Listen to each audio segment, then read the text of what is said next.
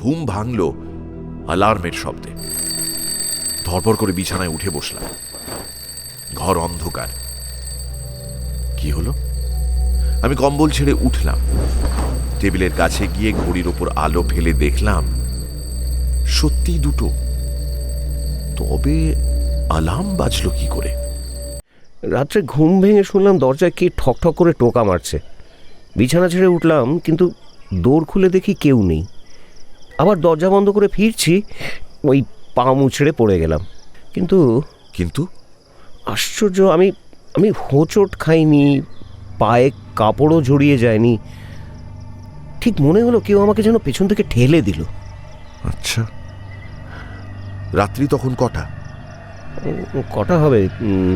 2টো।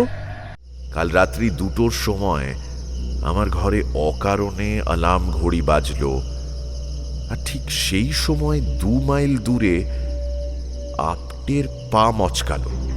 আরও আনন্দ পডকাস্টের বিশেষ নিবেদন, শরদিন্দু বন্দ্যোপাধ্যায়ের লেখা শৈল রহস্য। আরও আনন্দ পডকাস্ট।